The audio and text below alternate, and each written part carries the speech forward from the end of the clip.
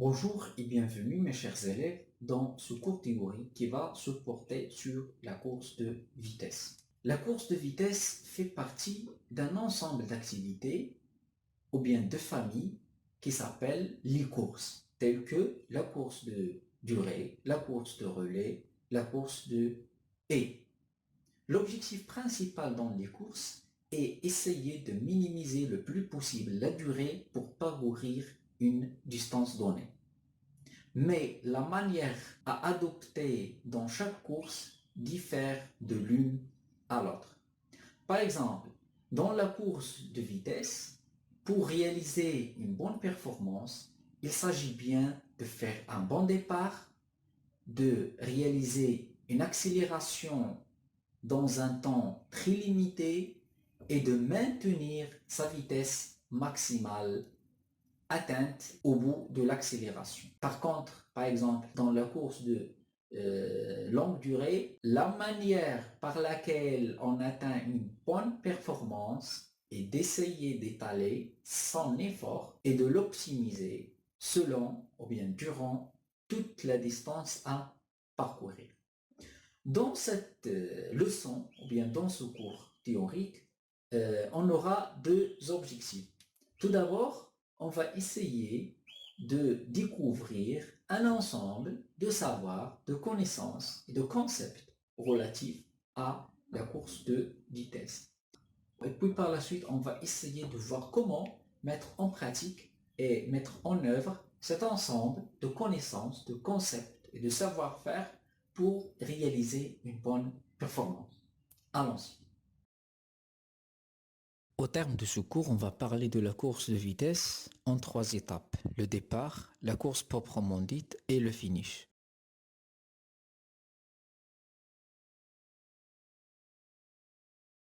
Commençons tout d'abord par le départ. Le départ se compose principalement de 3 moments. Avant-marque, pré et le départ effectif qui comprend la poussée et l'accélération. Premièrement, avant-marque. Il s'agit de se mettre en position initiale de départ la plus adéquate. Lors de l'utilisation des starting blocks, il faut veiller à les adapter en fonction de ses caractéristiques physiques. Les deux pieds et les mains sont en contact avec le sol, le genou placé en arrière touche le sol, les mains aussi, les doigts forment un arc, le dos et la tête sont alignés, le regard est orienté vers le sol. Deuxièmement, prêt. L'objectif est de se trouver dans une position permettant un bon départ. Le genou placé en arrière s'élève du sol, les hanches sont plus hautes que les épaules, le tronc s'incline vers l'avant, les épaules s'avancent un peu et dépassent légèrement la plante des mains. Troisièmement, le départ effectif, qui se compose de la poussée et de l'accélération. Lors de la poussée, la réaction au signal du départ doit être au juste moment, ni avant ni après le signal. Les pieds poussent avec force sur le sol ou bien les blocs au moment où les mains quittent le sol. Le corps s'élève petit à petit et non pas en un seul coup. L'accélération. Toujours l'inclinaison vers l'avant est maintenue. La plante du pied avant se pose sur le sol pour faire une nouvelle poussée. Les foulées augmentent en amplitude et en fréquence à chaque fois. Le redressement du tronc s'effectue au minimum après 20 mètres. La course proprement dite.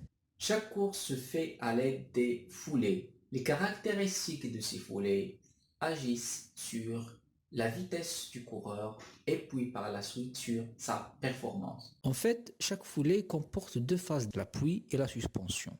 Commençons tout d'abord par l'appui. Lors de la phase d'appui, le pied entre en contact avec le sol par la plante seulement. La phase d'appui se compose de phases de prise de contact plus poussée. Après la poussée, la jambe libre passe en avant du corps. Pour réussir son appui, il faut minimiser la décélération du corps au moment de la réception et maximiser la force de la poussée. Le griffet permet la minimisation du freinage et l'optimisation de la propulsion.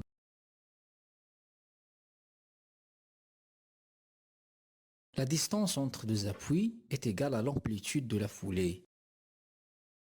Une bonne course dépend de l'amplitude de la foulée.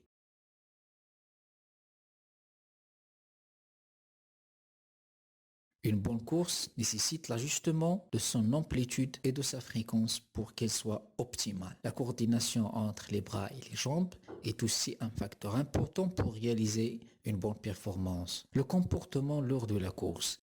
La course doit s'effectuer dans un trajet de mouvement rectiligne afin de gagner du temps et réaliser une meilleure performance. Courir en zigzag fait augmenter le temps de la course. Le finish. Certains élèves, lorsqu'ils atteignent les derniers 10 mètres, commencent à décélérer leur vitesse ou bien s'arrêtent complètement, ce qui agit négativement sur leur performance. Il faut maintenir sa vitesse durant tout au long de la course. Aussi, il faut franchir la ligne d'arrivée sans ralentir. Pour les professionnels, la partie du corps comptée lors du franchissement de la ligne d'arrivée est le torse, c'est-à-dire la partie partant du bassin et rejoignant les épaules. Pour nous à l'école, on compte n'importe quelle partie du corps franchissant en premier la ligne d'arrivée. Merci pour votre aimable attention. On se retrouve prochainement dans d'autres cours.